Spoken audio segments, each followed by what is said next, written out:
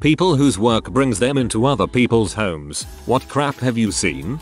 As most of these stories will feature tales of hoarding, I'll give you a story with a bit of a twist. I am a plumber by trade, and although most of my work is with processing plants and factories, occasionally our boss will do a favor for a project manager or other higher level contact. We were asked to go and install a RO system. It's a type of water purification system at someone's country home. Most people have no need for water that pure. A filtration system and UV treatment is way more than enough. But if the client wants to pay for it, then he gets what he wants. So me and my co-worker drive to this guy's house in the middle of nowhere. It's a pretty standard looking house, nothing out of the ordinary. We go inside and he brings us down to the basement to this big steel door and a set of steps leading further down. This guy had excavated and over the last few years built an underground bunker. Think of place in 10 Cloverfield Lane, but this was way better built. It was still rather Spartan as there was no furniture yet, but this place was massive. Possibly about 5,000 SQ featuring a living space. There was an air filtration system that would bring fresh air in and pump it out to several spots on his property. A series of buried reservoirs to hold fresh water pumped from his well. After it went through his newly installed RO, he had power from a mix of the grid and a small solar plant on the roof of his house and another in a field away from the house, as well as a backup generator.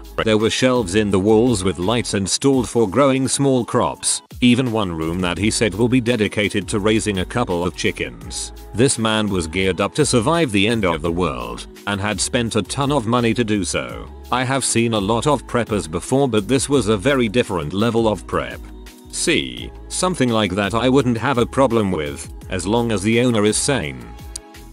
I work as a technician in a pharmacy, and sometimes I'll offer to do deliveries at the end of the day if they're not too far and they've missed our regular delivery guy. This one lady, who was very hard of hearing, was starting on a weekly pill organizer that we'd prepare for her, so she invited me in so I could explain it to her. Immediately I saw two cats, who ran off very quickly, and smelled a very strong odor of cat crap. I assumed there was a box in the other room that she wouldn't remember to clean, and that she couldn't smell it. And when we sat down, I realized there were large carpenter ants everywhere. On the table, on the walls, on the ceiling, on the carpet, etc. She didn't seem to even notice them. There are worse stories for sure, but I'd been serving this lady for 5 years at the store and would have never suspected such a thing. I was so thankful for the fresh air I was breathing in when I left.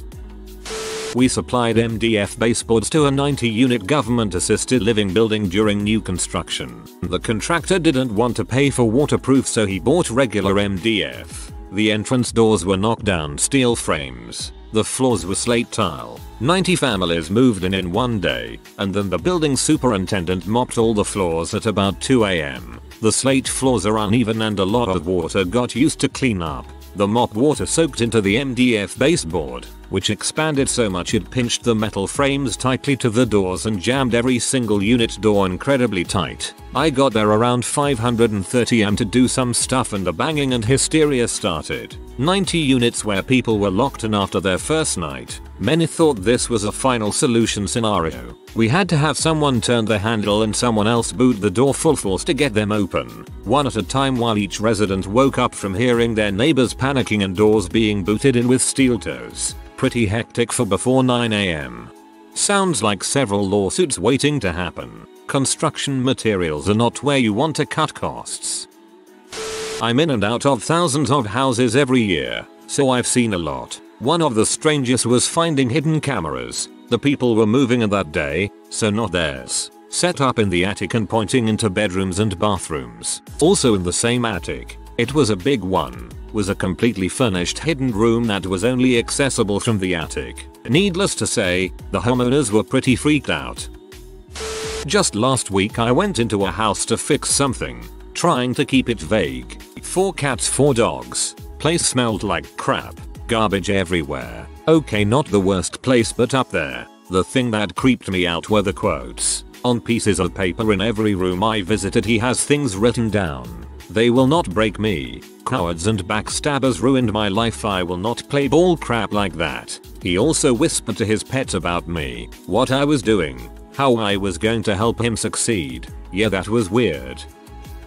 I've mentioned these people before. I was building an addition to an existing house. The owners they were a weird pair, husband and wife. The husband looked like Gollum and the wife looked like Hagrid. They were both very slow mentally and they smelled terrible, like they bathed in pure ammonia. Even the new addition started to smell. The more we sealed it up, the more it stank. And we hadn't even opened them up to each other yet. At the time I wasn't anybody important on the crew, so I'd never had occasion to enter the house itself. Until one fateful morning when I was there early. The power to the exterior outlets had been cut and the electrician hadn't installed the new ones yet, so I decided to run an extension cord from inside the house. I opened the back door, intended to become a hallway entrance, and the smell nearly knocked me over. It was like the ammonia smell that clung to them, but ramped to 100x. Breathing shallowly through my mouth, I ventured into the dimly lit interior. The living room,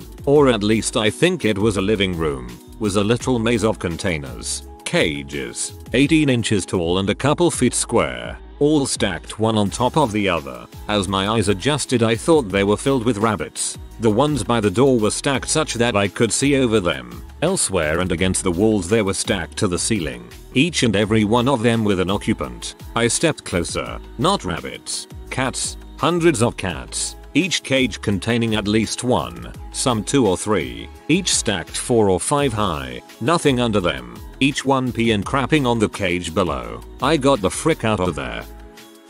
I worked in people's homes helping with their disabled kiddos. All their houses were a bit messy and chaotic, but not unsafe or dirty. But I had one family with a severely disabled toddler who always had poo and pee on her. Her mom didn't brush her hair because she won't let me. I would tell her, "You're the mom. You are in charge." But she was very ignorant and lazy and unable to keep up with grooming, house cleaning. She watched other children for her family, so the other kids would always wreck the house and bring in rocks from the outside, which my tiny client would put in her mouth. So we made a goal for the mom to remove small objects from the floor and tracked her compliance. The house had roaches. The carpet was filthy. If the toddler ran out of diapers, she would let her run around without one. So she would pee on the carpet furniture and her mom would just wipe it with a paper towel. I would leave when that happened because I could not run sessions with no diaper on the kid. I brought my own blanket from home to run floor time sessions with the kid. I asked my boss if I could wear scrubs so I could change after, but she said no. I asked to be switched to another case and my director said that working in utter filth was part of the job. Once, the toddler grabbed my head and was giggling. I was used to her and didn't think anything of it. But the rest of the day, I kept smelling poo. By the end of the day, I realized the smell was coming from me. I took my hair down and the smell intensified. I took a hot shower and washed my hair. The next evening, I was stricken with E. coli and had to go to the hospital. I had to miss a few days of work because I was so ill. My company fired me for taking too many sick days, which is balls because I had reported how gross the house was and I spent so much time in preschools. It makes you sick a lot. And we were forbidden to come to work if we were contagious to avoid infecting other clients. They tried to block my unemployment, so I appealed and explained how I had reported the problem and received no support. I included a quote from my director in which he said I should find another job if I couldn't handle sitting in pee and cockroaches every day. I won my appeal. We did report them to CPS, not for the mess, but for a possible molestation incident with the creepy dad and his niece. When I left, the mom was pregnant again. I've seen some crap in my day, but that house stuck with me and I still worry about those kids. This is awful. I'm so sorry to read this. Hope things are better for you now. Worked as an apprentice to a private contractor for a year before going back to school. The worst was when we working in a woman's home, getting it ready to be sold. We were painting her son's room, and we had to move the furniture to the middle of the room to cover it with a tarp to avoid messes. As we moved the bed, we found the kid's H stash, complete with dirty needles in an open cardboard box. Kid was about 16.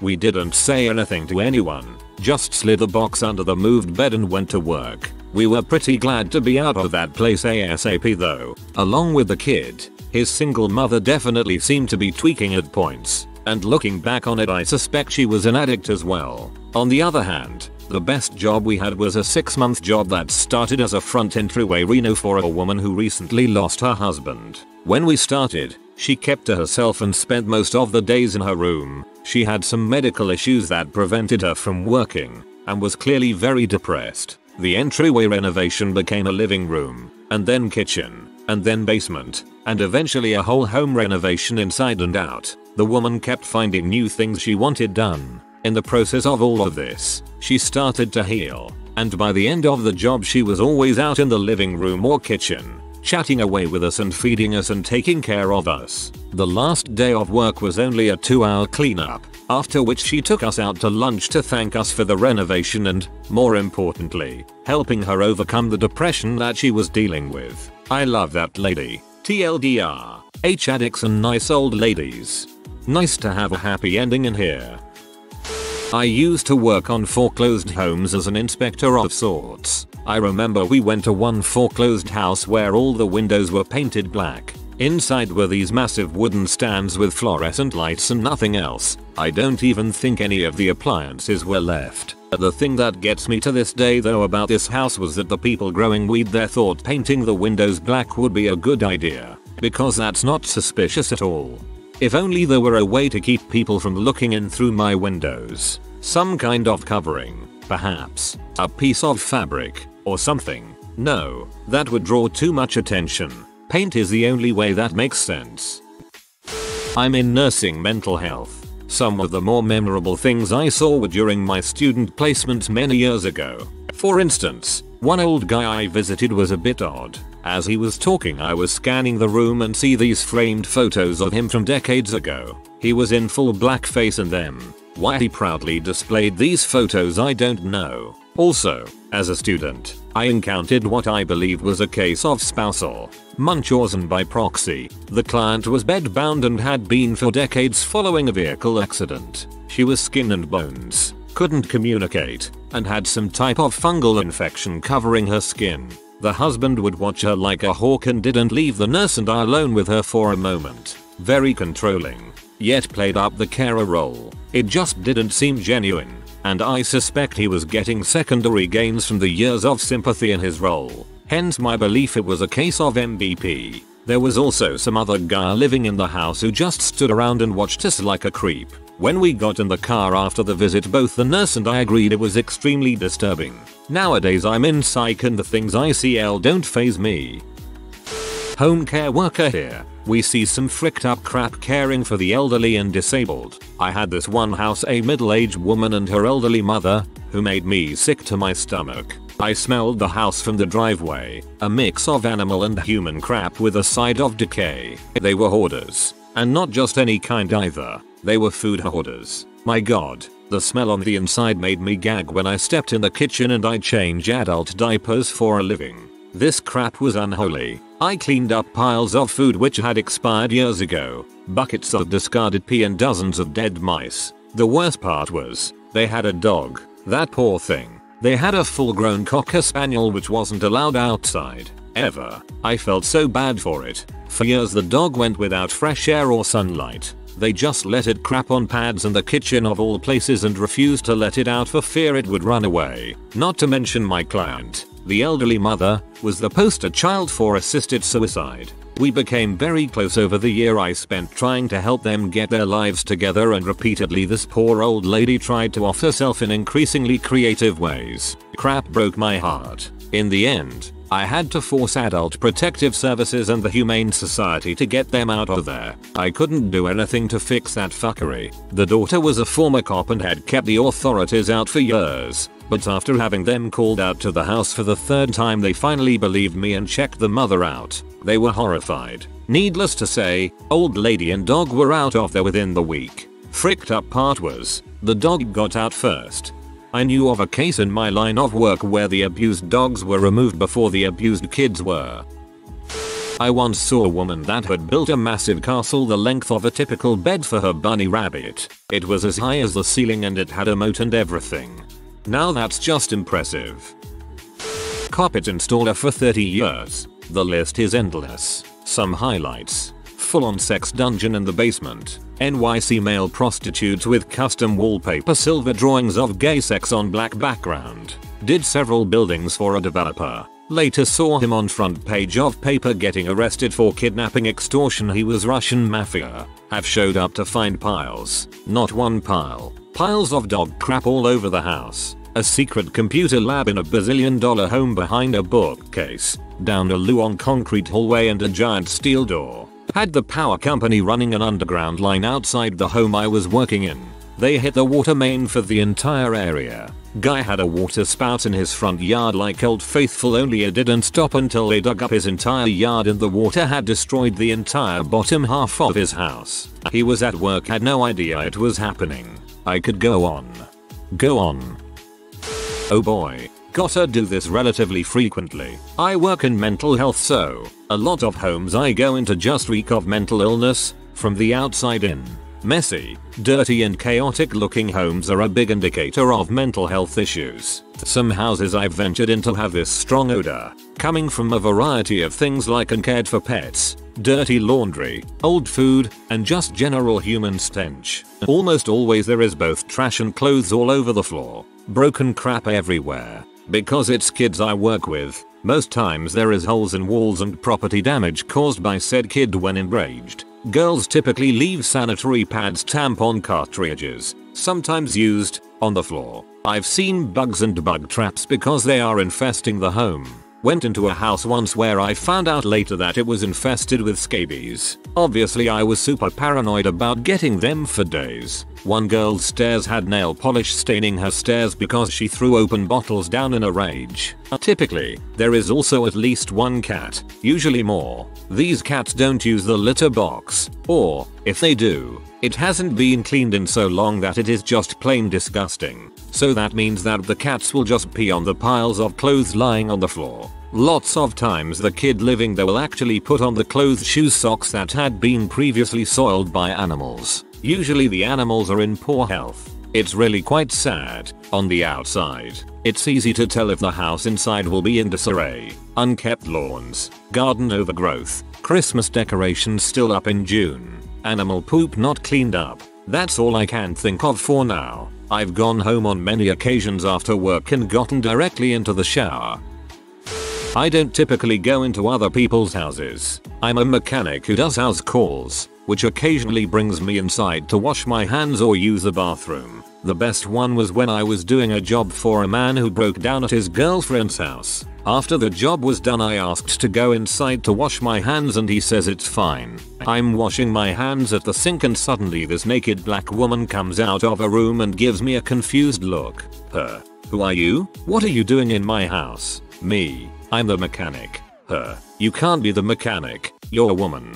Person I worked on the vehicle for. Must be cheating on me. With a white girl at that. What has this world come to? Me. Well, to be fair, I'm not white. I'm mixed. And, I assure you, I am indeed the mechanic. Her. No, women cannot be mechanics. And I don't care what you are. Begins to cry. So, the strangest thing I've ever seen on a house call was an overly paranoid, mildly sexist, naked black woman. I tried to calm her down, but it didn't work. Apparently the guy got dumped that night and it was all my fault. I now ask for a hose to wash my hands. I've never heard of a mechanic that does house calls. My world just got bigger. LOL. I work as an appliance repair tech. Good God, have I seen some crap. Hoarders are always the worst. I can walk into a person's house and tell you, just based on smell, if they have dogs, cats, rats, bugs, birds, or something dead. I've called CPS on 2 people and animal control on 1. Animal hoarders are always the worst. I've been to one where there were at least 70 cats/30 dogs. There was crap everywhere. There were even dead cats in the panty cabinets. Another animal hoarder had a small child old enough to crawl. He was covered in animal crap and the mom acted like it was nothing. I've walked out of the bug infested ones. Frick you if you think I'm setting my tool bag down and bringing roaches to my work truck house. I had an elderly lady crap herself in front of me before and act like nothing happened. Maybe I should do an AMA. I've seen a lot. I clean houses. One client has us clean once a week. If it lands on the floor, it stays there until we clean it up. Her youngest child is still in diapers. There are usually dirty diapers around the house completely filled of pee. Her bed sheets always have crumbs from her kids eating in her bed. There have been crap stains on her sheets and duvet cover. They have 5 trash cans in their kitchen so they don't have to worry about taking the trash out. Her kids play with toothpaste and toothbrushes so we find globs of toothpaste all over the house. My boss has once gone to make the bed, pulled the sheets back and found a huge pink dildo and the mirror-sided nightstand was covered in lube.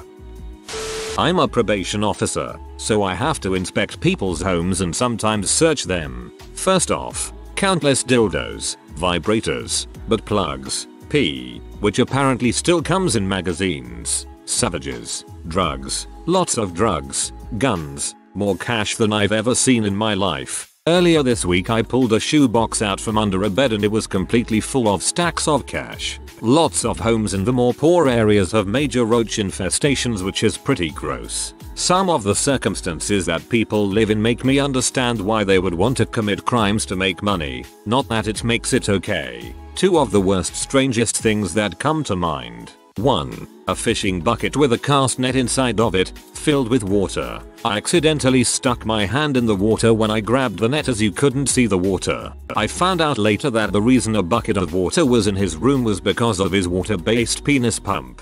2. Pictures of a girl covered in blood in sexy poses. Turns out they were really into periods and she covered herself in the blood while they were having sex and took pictures. Kind of bizarre to see until realizing where the blood came from.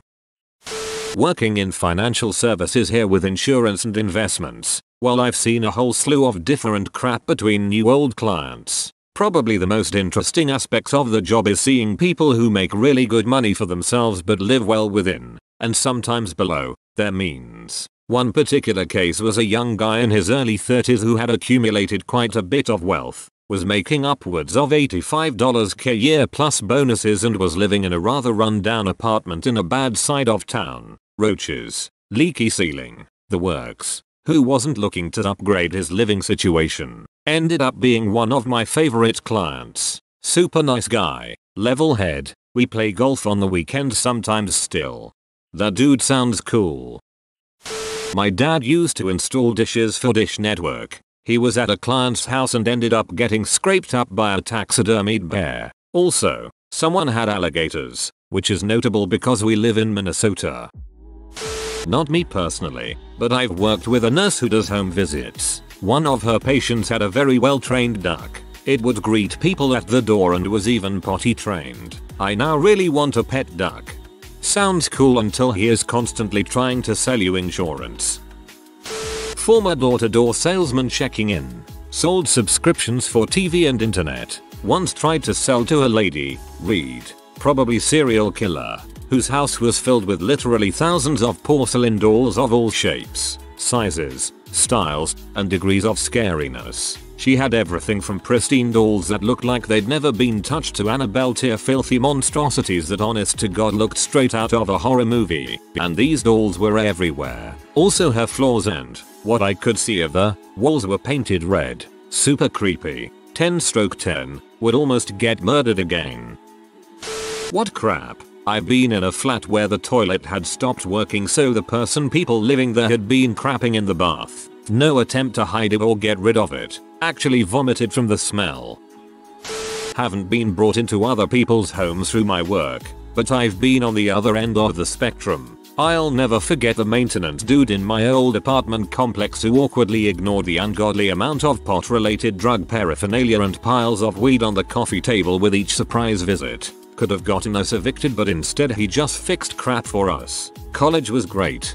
Haha, that happened to me recently. I was laying on the floor naked smoking a joint when our apartment building's maintenance man showed up because there was a leak in the apartment below us. I scrambled to get dressed and open a window, but he definitely knew. He just smirked and did his work. About a decade ago I was working a side job cleaning chimneys. Part of the job was vacuuming out the soot we freed up the flue. I was led into the basement by an elderly woman and there was an entire bedroom set down there covered in plastic. It was her son, she told me. It's waiting for him when he gets back from the war. Given the amount of dust on the plastic, coupled by her age, I think she meant Vietnam. She kept trying to give me beef stew. I said we were busy, but if she can spare any to go I'd appreciate it. I didn't eat it, but felt like I had to take it after that. Feels bad, man.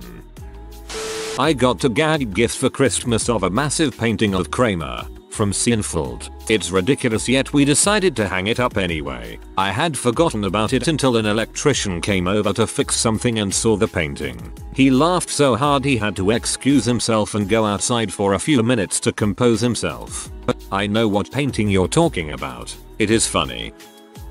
As my work includes working in other people's apartments for about 90% of the time, it's easier to say what I've not seen. I've been at a hoarder that saved newspapers, like mountains of them, from floor to ceiling. The only places with no newspapers was a walkway through the apartment from the door to the kitchen, bathroom and bedroom. I think out of our 80 square apartment only 15 of it was not used for storing newspaper. A couple of weeks ago we worked in an apartment that couldn't have been cleaned for ages and the stank was so horrendous we had to use gas mask to be able to work there. And we work with sewage pipes. There was a 5cm thick layer of old pee and crap in the toilets that had blackened and hardened. Another time there was an old man who had died.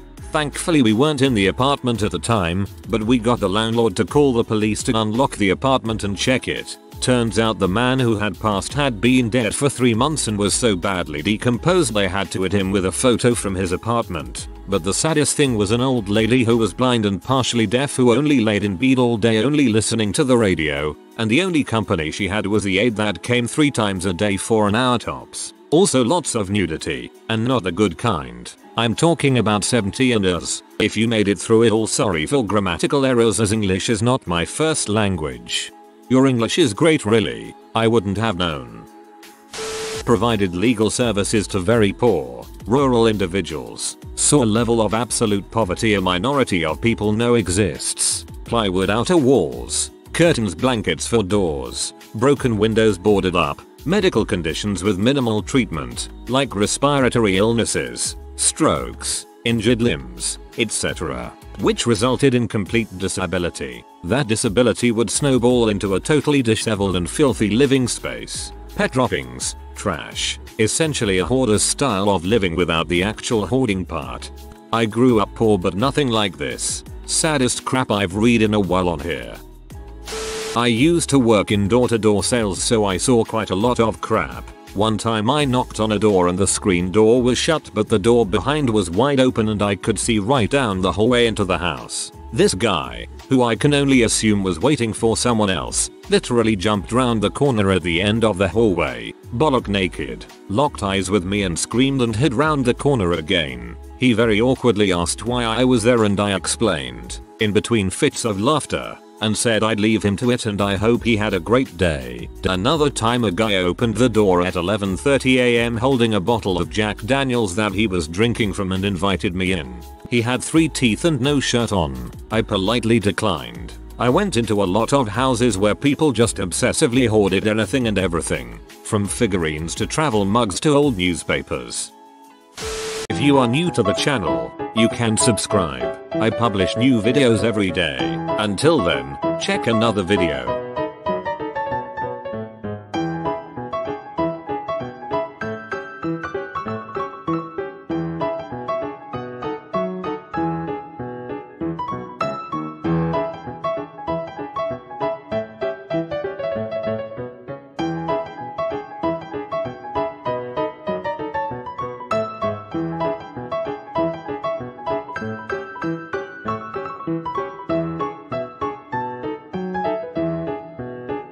Bye for now.